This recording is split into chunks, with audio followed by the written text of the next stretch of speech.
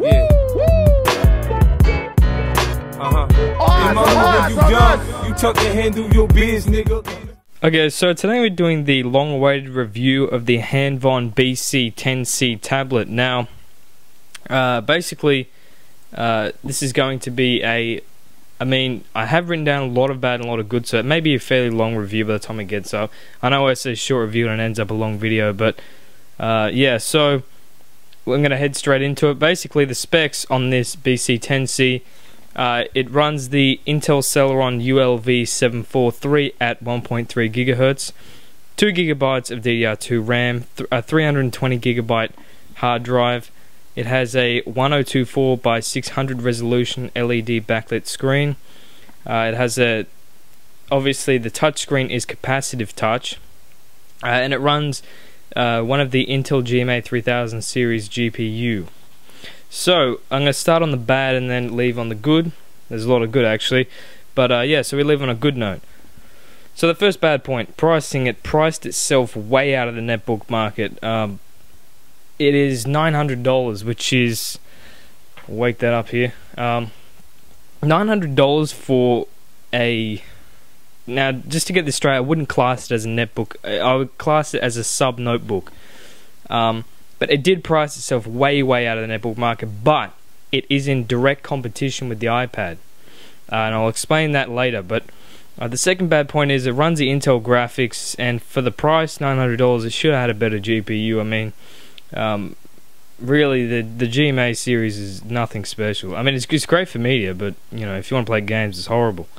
For some, it's fairly heavy. If you're weak, or you know, or if you're a female, then it may be heavy if you're holding it for a while, or if you're reading a book. Anybody really, if you're reading a book for like a couple of hours, it may get a bit tiring. So yeah, for some, it may be fairly heavy. No, I don't really notice it. Now, another bad point is it has no stand, which the iPad doesn't have one either. But a company somewhere should really put a stand on a touchscreen device like that, because it would be great to watch movies on, but obviously you can't watch it without actually holding it, which is really annoying. And for this particular device, it's not very convenient. I'll get into that in just a bit. Okay, so it has a bad mic, and it's right near the fans, so unfortunately it's really low, so you've kind of got to yell into it, and it's right near the fans, which makes it really annoying. So not really much to elaborate on that. If you use the mic a lot, then pretty big downfall for that. It has a pretty bad speaker. It's poor quality and it doesn't go very loud. The iPad speaker is really good and it does go quite loud, so you got to commend Apple on that. It only has BNG Wi-Fi, which kind of sucks, but to be honest, I don't really notice the difference. Basically the same, it's just N has faster transfer speeds, etc. You probably should already know all that. And according to Officeworks, there have been some return for being faulty, so you really got to watch out for that. Apparently a lot of them have been returned for being faulty, but then again, some iPads have been returned for being faulty, so this isn't as big as the iPad, so I don't know. Mine has been running fine, and I'm guessing yours is going to run fine as well. So there's no built-in 3G modem, which kind of sucks. You have to hold around or plug in a dongle in there, which is really quite annoying. As you can see this clip here, it's not very useful if you're going to be taking it outside.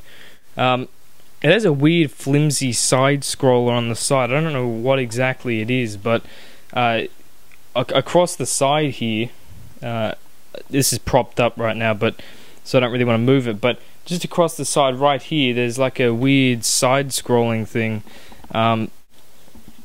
It's not connected to the internet right now, but you can use it to scroll, but it's not really used for that much. I mean, you can just use your fingers to scroll, so I guess it's good if you're going to be booting. You need to click start Windows normally, but yeah, they could have probably done a better job with that, to be honest. It looks kind of flimsy, it feels kind of flimsy. So the big problem is when you're holding this device, your hands actually cover the speakers. Now if you're playing like a song or something and you're holding it, it's actually covering the speakers, so that's a big downfall. I don't know who designed that, but they should have put it up here or along the top, wherever, but just not directly in the user's way when you're holding it. you're blocking the speakers. That was a stupid move. I don't know why they did that. But another downfall is it only has 2 USB ports on the right side over here, which is a bit of a downfall. I don't really use the USB ports, and I think a lot of people would only use the USB ports if they had a 3G modem, to be honest. But yeah, I mean, it is a touchscreen tablet, so, and it's sort of in a netbook form factor, so you wouldn't, you're not going to use a hardcore desktop and have like 30 USB devices plugged in. The SD card slot plastic that goes over the SD card slot on this side over here is pretty much impossible to remove. I don't know why they did that, but it's really hard to remove it, and you can actually scratch the device by doing it, so that's a pretty bad design flaw there. And it has a weird partition scheme that Windows doesn't recognize. If I go into Device Manager, go right click and then click on Manage, I don't know why they put this partition scheme in there, or maybe they did it so that people can't really easily install other operating systems on it, which for noobs it may be pretty good, because they might end up ruining the device. So there it is there, disk 0 invalid. You probably can't see that. You should be able to see that now. But yeah, it just says disk 0 dynamic invalid.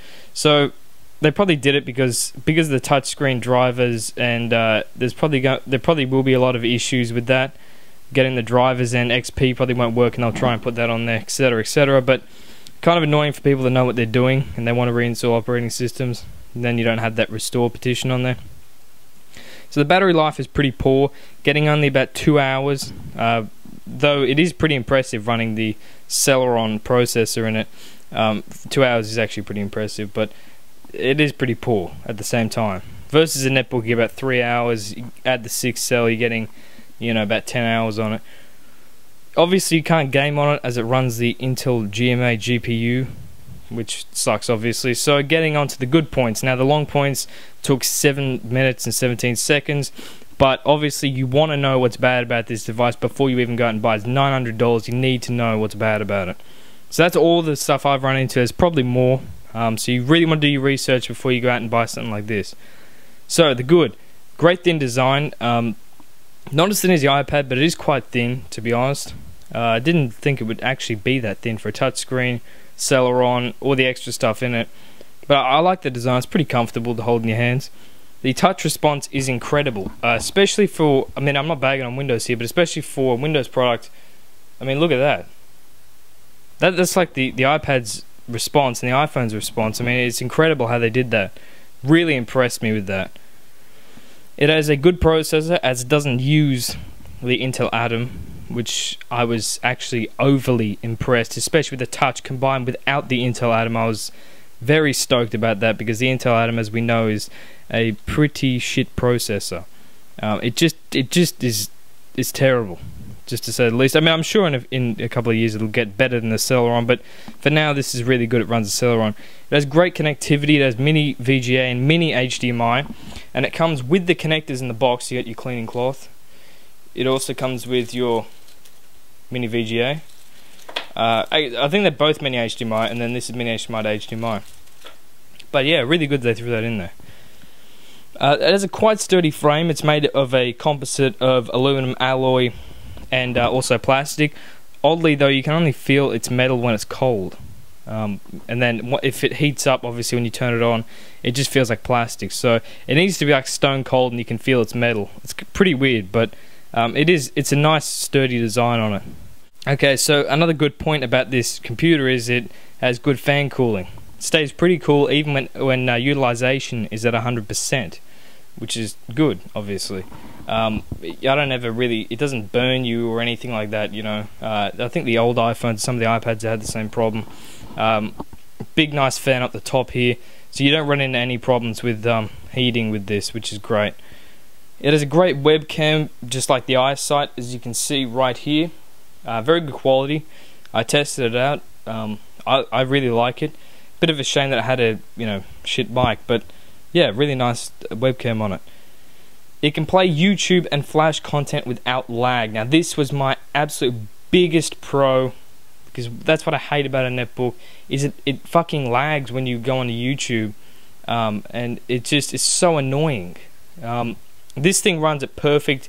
It is what a netbook should have been, and I mean these things would sell so fast, but it's just such a high price point. They've just priced themselves out of the market. But it is, I mean, the form factor on this, you can play YouTube without lag, Flash content, all that, and Flash uses up a lot of resources, but it's excellent. It runs all my YouTube content without lag, and I love that. As you know, I'm a pretty big fan of YouTube, and that was one of the huge points of me buying it. So it doesn't come plastered with crapware. Now this is incredible for a Windows device not to come plastered with crapware, because HP will put Norton antivirus and all the rest of it, and it just slows it down beyond belief. It's not good when it comes plastered with crapware. So I'm very happy it doesn't come plastered with it. Actually, I didn't even have to reinstall. I left it as it was, optimized it a bit. You can type in msconfig and then go and disable some unnecessary services, and yeah, you're good to go. I mean, it doesn't come with any shit you don't want. And in fact, the stuff that comes from Hanvon, you actually choose to install yourself, which is great. Okay, so another good point is that after running a program called Sandra, it's like a program to tell you what's in your computer and all that good stuff. It's actually capable of supporting 8 GB of RAM and 6 USB ports. Now this isn't a pro, but I thought it was pretty cool. I might throw it in the review. So if you run Sandra, you'll actually see that. So yeah, pretty cool. They don't cripple the device. You can basically do what you want with it. You know, I know the Acer netbook, as I was saying, they'd really crippled it. The default boot device is not actually a USB drive, so you can't boot off you know, if you want to reinstall or anything, and it's a big problem. So yeah, Hanvon didn't cripple the device, which I love. I love when companies give you the freedom to do whatever you want with it, because I mean, you know, you have bought it after all, so that's awesome that you can do whatever you want with it, which is great. And it has a good looking display. It's sharp and has decent viewing angles. I mean, you know, they aren't the best viewing angles, but not as bad as a BenQ monitor I reviewed.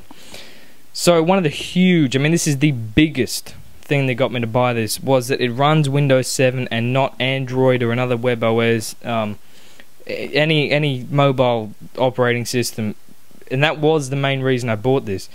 And everybody who's leaving in the comments of the unboxing is that Windows 7 is not a touchscreen operating system. Fair enough, but this thing is perfectly capable. They designed Windows 7 to utilize touchscreens as well. I mean, obviously it's not a full thoroughbred, you know, touchscreen operating system, unlike some of the mobile operating systems, but this thing runs perfect with Windows 7, no problems, and everybody's saying it's too small to click and all the rest of that. Haven't run into any problems, works great. Not too sure about Mac. I don't know how that would work because it's got tiny little X's on it. Haven't actually tried OS x86 on this, but I've been happy with Windows 7, to be honest.